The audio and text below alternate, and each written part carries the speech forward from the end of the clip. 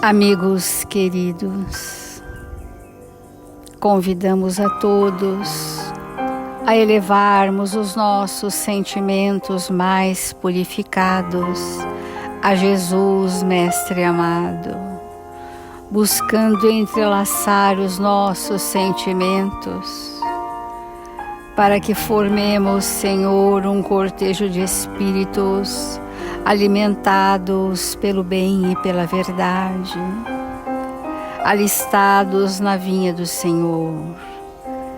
Espíritos que estamos oferecendo nesta hora as nossas parcas possibilidades em favor uns dos outros, tanto quanto somos de todos necessitados. Senhor Jesus, bom e amado Mestre, que as infinitas bênçãos do seu amor recaiam sobre todos nós nesta hora, vivificando o nosso ser espiritual, vitalizando-nos da energia sublimada do seu amor. Pedimos humildemente, Senhor, que as equipes espirituais destinadas ao socorro a nós, a humanidade da Terra, possamos sentir o aconchego, o amparo, o alento e a esperança em nossos corações. E que esta hora, Senhor, de darmos os testemunhos do bem e da verdade, estejamos apostos, confiantes e profundamente agradecidos, Senhor, por tudo que a vida nos oferece. Em seu nome, Jesus, e em nome dos bons espíritos que aqui se encontram, iniciamos o Evangelho desta manhã com alegria e paz em nossos corações. E que assim seja, Mestre.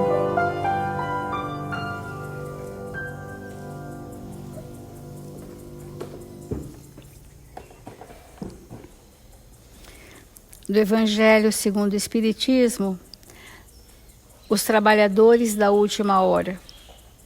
Estamos no item 4, missão dos espíritas. Não ouvis já se agitar a tempestade que deve dominar o velho mundo e tragar no nada a soma das iniquidades terrestres? Ah, bendizei o Senhor, vós que haveis posto vossa fé em sua soberana justiça e como novos apóstolos da crença revelada pelas vozes proféticas superiores, e de pregar o dogma novo da reencarnação e da elevação dos espíritos, segundo tenham bem ou mal cumprido suas missões e suportado suas provas terrestres. Já temos alguns dias refletido sobre esse item, e quando o convite do Espírito Verdade, através desses mensageiros, nos diz: ide e pregai, que está dizendo que a ação, nesse momento, a ação operosa em nós e no mundo é imprescindível. Pregar não é levar dogmas, nem discursos, nem imposições de pensamentos.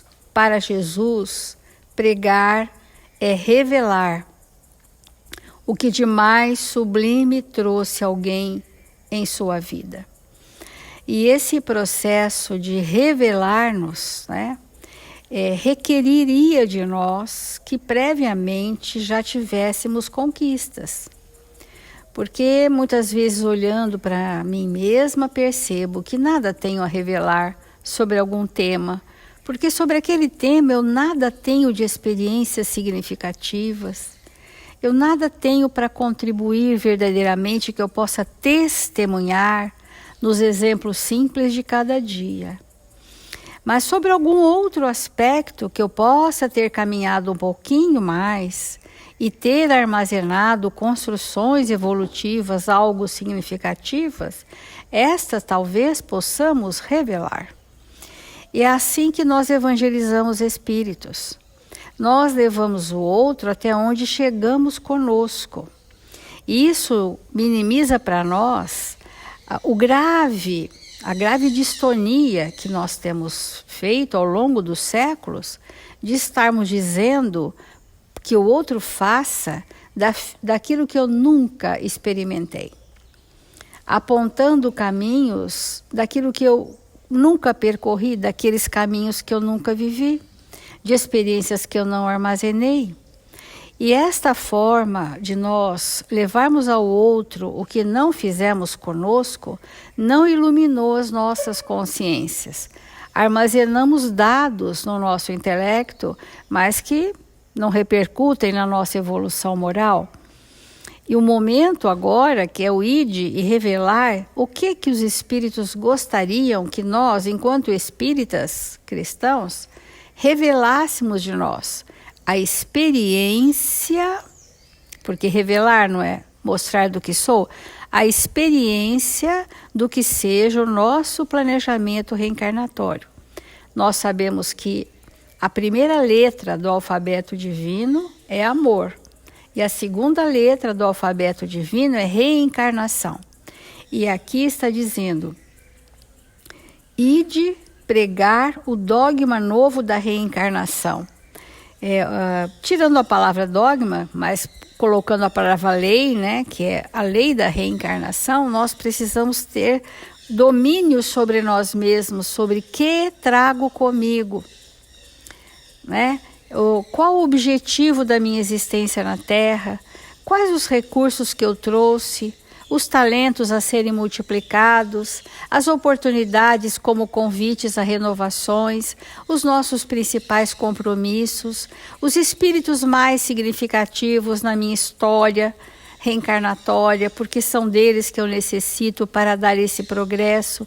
E isso precisa ficar claro para cada um de nós, para que esta experiência que resulta no estado de resignação, e nesse estado de resignação nós elevamos os nossos espíritos, a elevação dos espíritos, segundo tenham bem ou mal cumprido suas tarefas, suas missões, seus compromissos e suportado as provas terrestres. Então esse é o testemunho do trabalhador espírita cristão, da missão dos espíritas, é o testemunho. Porque as feras do circo de Roma já passaram. E hoje, no século XXI, nós trazemos feras dentro de nós. É essas feras insanas dentro de nós mesmos que nós viemos nos libertar. Da ferocidade que ainda trazemos. Da agudeza da nossa personalidade. Né? Da forma, muitas vezes, predominante das nossas más tendências. É isso que são os grandes testemunhos que precisamos dar na renovação de nós mesmos. Emmanuel, no Consolador, ele fala sobre essa questão da missão dos espíritas como sendo tarefas a cada um de nós confiadas na proporção da nossa condição. Então diz assim: o espírita sincero deve compreender que a iluminação de uma consciência é como se for a iluminação de um mundo, salientando-se que a tarefa do Evangelho junto das almas encarnadas na Terra é a mais importante de todas. É bem taxativo, né? Não dá margem a nenhuma vacilação. O espírita sincero, que são os bons espíritas, deve compreender a iluminação de sua consciência, como se fora a iluminação de um mundo, porque cada espírito é uma individualidade e, portanto, ele é um universo em si, é um microcosmo, é uma individualidade que tem uma identidade, que tem uma história, que tem uma luminosidade, que tem um percurso evolutivo. Então, a iluminação da nossa consciência é a iluminação de um microcosmo, de um mundo que nós somos. E é esta iluminação que é a missão dos bons espíritas nesse novo milênio, século XXI, para entrarmos num tempo de regeneração dos nossos espíritos. Nós precisamos estar despertados para esses sentimentos. E então, diz Emmanuel que a tarefa do Evangelho junto às almas encarnadas na Terra é a mais importante de todas, visto constituir uma realização definitiva e real, porque aquilo que nós conseguimos construir de sentimentos, que é a obra do Espírito, é a construção sobre a rocha. São valores inalienáveis do Espírito. É este o grande tesouro, o grande legado que nós precisamos adquirir. A missão da doutrina espírita é consolar e instruir, embora a consolação venha do esclarecimento. Não é uma consolação de contemporizar com a dificuldade do outro como um alento, porque aquilo não reverte em esperança. Só reverte em esperança quando você leva luz de entendimento à necessidade do outro. Que então a doutrina espírita é consoladora, porque ela esclarece as consciências, porque ela nos faz lúcidos para aquilo que viemos fazer e nos sentimos fortalecidos, porque os espíritos amorosos que se dignaram a nos amparar estarão nos ombreando. Sempre nos disseram: estarei contigo sempre que estiveres com Jesus. Porque quando não estamos com Jesus, teremos o amparo genérico de todos, mas o ombreamento daquele amigo espiritual para nortear os nossos compromissos com a própria doutrina espírita, que começa conosco mesmo, estarão conosco quando estivermos com Jesus. E consolar e instruir em Jesus para que todos mobilizem as suas possibilidades divinas no caminho da vida.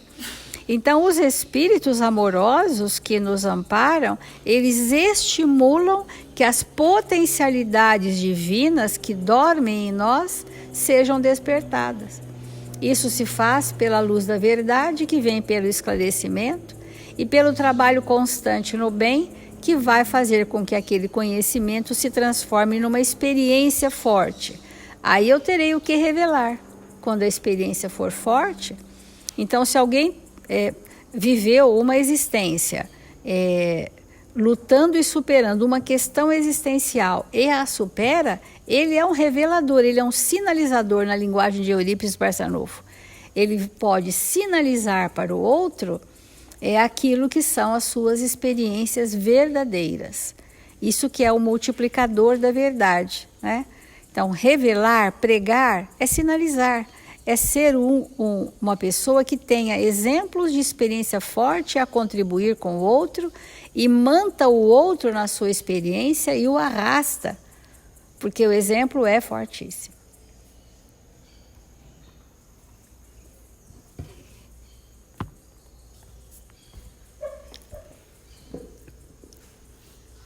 Nós estamos nesse capítulo do Evangelho, o trabalhador da última hora, e seria muito importante para nós que nós definitivamente compreendêssemos o significado do trabalho em nossas vidas. Porque deve ser para todos nós na Terra um desejo muito íntimo e verdadeiro nos tornarmos espíritos elevados. Todos nós devemos desejar ardentemente isso, porque o contrário disso é uma coisa terrível. E desejarmos isso não no sentido da vaidade, mas no sentido do engrandecimento de nós mesmos. E obviamente que todos nós sabemos que é pelo trabalho que o espírito se engrandece. evidentemente, como nós falamos ontem, primeiro nós temos que compreender que, em primeira instância, todo o trabalho que nós realizamos na Terra, ele deve ser um trabalho conosco mesmo. Vou repetir o que nós falamos ontem um pouquinho, só para dar um gancho no que a gente quer desenvolver hoje, né? Mas, na medida que eu penso que eu trabalho para uma empresa, que eu trabalho para uma firma, que eu trabalho para alguém, que eu trabalho para uma instituição, na medida que nós ficamos com esse pensamento tacanho, acanhado, nós não colocamos naquele trabalho que nós realizamos todos os valores morais que trazemos, porque ficamos acanhados de que estamos no trabalho para a empresa. Ou às vezes nós temos profissões que são autônomas, e aí a gente diz assim, não, eu trabalho para mim. Mas esse trabalho para mim eu sou o chefe de mim mesmo. Esse trabalho para mim eu trabalho para mim, ou seja, para o meu sustento, eu que comando as minhas horas, eu que decido o quanto eu vou trabalhar, etc. E obviamente nós não estamos dizendo isso. Quando nós dizemos eu trabalho para mim mesmo, o que eu estou fazendo, a atividade que eu estou realizando, ela é uma ação que constrói em mim valores adicionais, valores morais e espirituais e, portanto, quanto mais eu trabalhar desta maneira, mais desenvolverei valores morais, mais desenvolverei ações, porque quando nós não pensamos isso, qual que é a nossa ideia? Nossa, a gente pensa assim, quando eu vou me aposentar? Se eu trabalhar no ritmo que eu estou trabalhando e eu guardar algum valor, quando eu vou poder parar para fazer aquilo que eu gosto? Esse pensamento é um pensamento materialista, é um pensamento distante da verdade do espírito, porque aquela profissão que eu abracei, aquela atividade que eu desenvolvi, eu a selecionei no mundo espiritual para ser a ação do meu espírito, espírito na Terra, porque aquela atividade bem desenvolvida traria para mim os maiores recursos que eu poderia obter numa existência. Então, qual seria a ideia? Eu pretendo trabalhar nesta atividade até o meu último suspiro. É claro que vai passando a idade, a gente vai tendo menos força. Então, a gente pode, reduzir a intensidade. Mas a ideia é que aquilo que eu vim fazer na Terra, naquela profissão, naquela atividade, se eu trabalhar para mim, para a aquisição do que aquela atividade me trará como espírito, eu vou compreender com profundidade que é o trabalhador da última hora. E sairmos então dos enganos, porque quando a gente pensa assim, nossa, talvez daqui 2 anos ou daqui 3 anos eu possa me aposentar, mas eu vou me aposentar, eu vou parar de desenvolver a atividade que mais pode me elevar a um patamar superior do qual eu me encontro, para fazer outra coisa que pode ser agradável, pode ser feliz, pode ser interessante, mas não é a minha necessidade espiritual?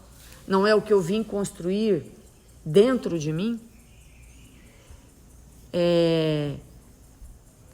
Como nós, como humanidade, temos dificuldade de compreender isso, o que está acontecendo hoje no mundo?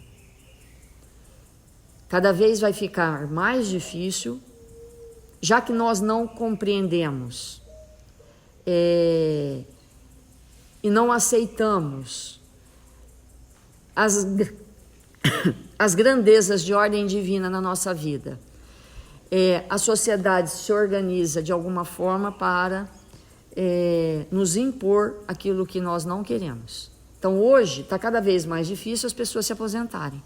Está se estendendo o prazo. Não só porque nós vivemos mais, mas porque nós vamos ter que compreender na marra que vamos precisar daquela atividade por longo tempo para a incorporação dos valores que aquela profissão nos traz, que é a nossa redenção.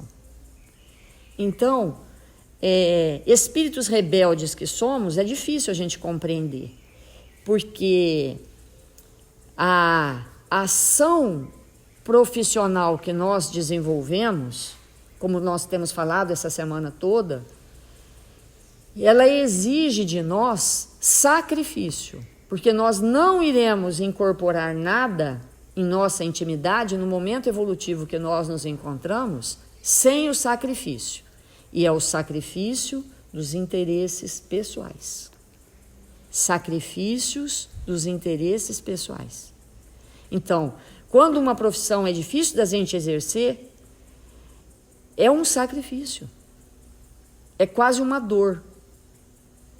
Porque nós temos que renunciar a outras coisas que nós já construímos dentro de nós e que poderiam nos felicitar. Mas aquilo não é ainda o nosso momento. E aí nós trouxemos um texto de Kai Barshur,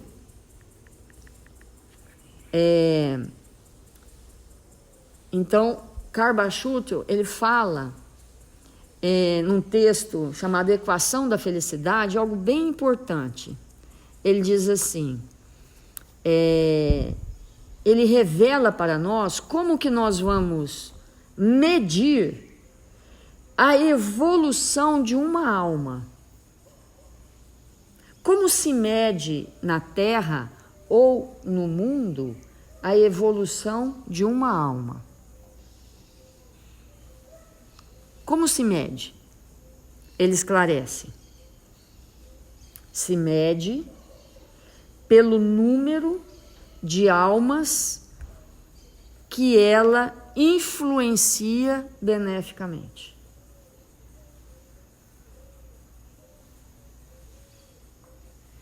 A evolução de um espírito se mede pelo quanto nós influenciamos os outros beneficamente.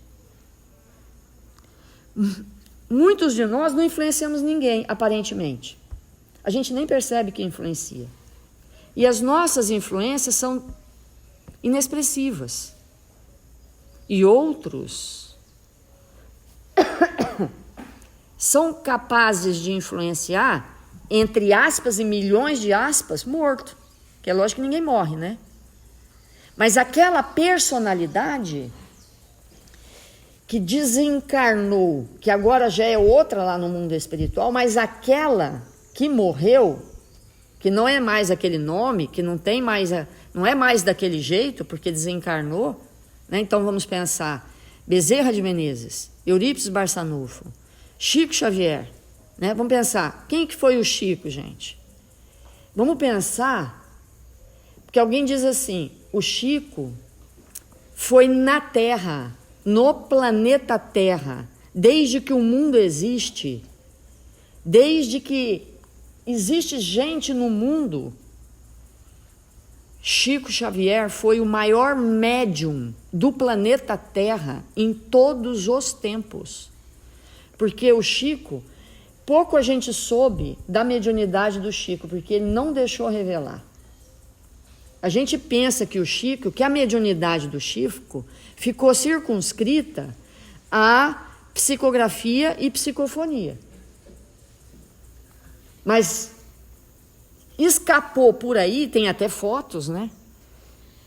Dos mais expressivos tipos de mediunidade que ele tinha, que não foi divulgada. Então, vamos pensar quantas pessoas no planeta Terra, o Chico, olha o nome, Chico, influenciou. Ele nem está mais aí. Ao desencarnar, soma-se. Olha que importante isso. Ao desencarnar, o espírito deixa de ser o que ele está se mostrando ali na Terra. Ele deixa de ser, por quê? Porque quando ele desencarna, que ele sai daquele escafandro, os seus conteúdos que não se expressaram naquela existência se manifestam. Então, só dele desencarnar, ele já expande. Agora, quando ele fez a obra, como o Chico fez, soma-se tudo. Então, o que era o Chico? Era uma fagulha do que realmente era aquele espírito. Só que essa fagulha, que a gente entra em contato, chamado Chico, é capaz de influenciar toda a Terra. Toda a Terra. Então, como se mede? Mede-se pela capacidade que o espírito tem de influenciar beneficamente o outro. Então vamos pensar, cada um pensa em si. Quantas pessoas sofrem o impacto dos nossos espíritos no bem, a ponto de serem influenciadas? E quando a gente diz influenciar, é sobre influência. Então, por um minuto, aquela pessoa, por um minuto,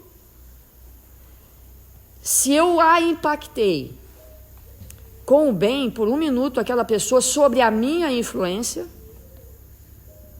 ela é capaz de agir no bem, porque ela está influenciada. Então, quantas pessoas no mundo são influenciadas pelo bem que eu produzo? Nenhuma, 1, 2, 3, 5. Isso caracteriza, como Caibar está nos elucidando, a nossa evolução espiritual. Então, Eurípides continua. Eurípides não é mais Eurípides, né, gente? Eurípides não é mais essa personalidade. Obviamente, né? A gente fala Eurípides, que ele não sabe agora, né? Então a gente continua falando Eurípides. Mas aquela personalidade aqui na Terra, ela continua.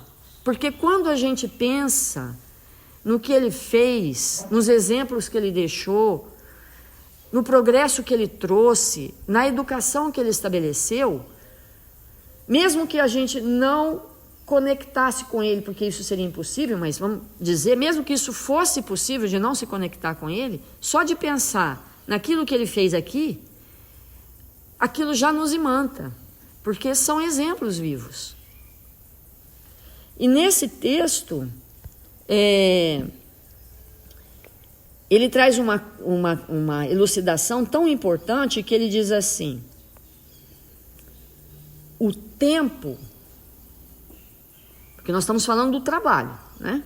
O tempo despendido por ti no auxílio aos irmãos de humanidade, em silenciosos sacrifícios, é mais importante que a posição social, que passaportes de competência, que poderes de qualquer natureza, representações de qualquer forma, posses de qualquer montante, conhecimentos sobre qualquer aspecto ou assunto, e mesmo que a própria religião titular que te assinale a individualidade em trânsito na Terra. Então, quando nós estamos no trabalho, trabalhando,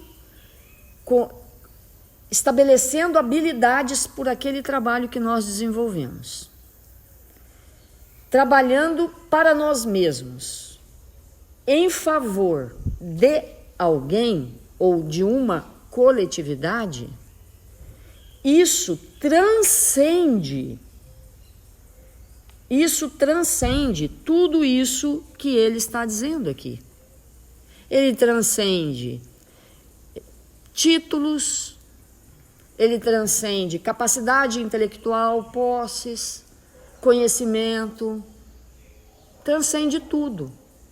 Porque naquele momento que a minha influência sobre o outro é benéfica, há uma expansão luminosa e eu me elevo. Esse é o movimento da nossa alma. E lembrando que nós estamos falando tudo isso para uma hora chegar na importância do professor. Porque tudo isso que nós estamos falando é para falar na profissão mais importante, inquestionavelmente, do planeta Terra, que é o professor. É para chegar lá. Nós estamos falando, pondo um pontinho aqui, outro pontinho lá, outro pontinho aqui, outro lá, para uma hora ligar todos os pontos. Vamos fazer a prece.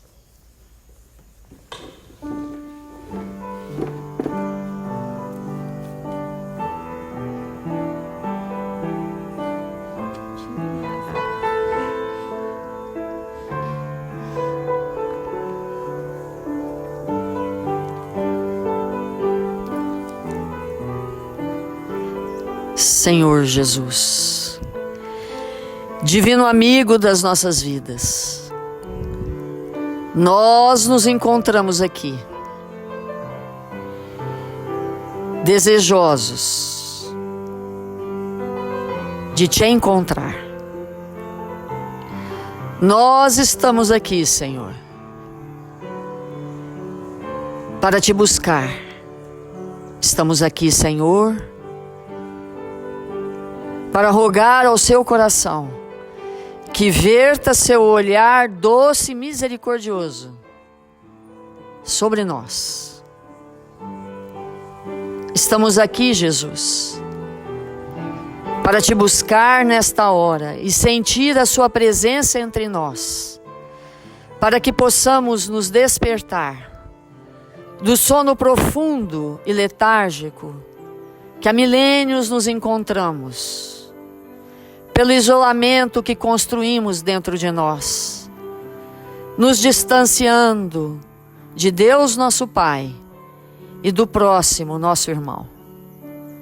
Eis-nos aqui, Senhor, desejosos de te buscar, desejosos, Senhor, de aprender as tuas lições e vivenciá-las em nossa intimidade. Que nesse momento possamos nos entregar com alegria e bom ânimo nas tarefas mínimas que viemos realizar na terra. Que o Senhor nos ampare, nos proteja e nos estimule a nos tornar homens e mulheres do bem, aonde quer que nos encontremos.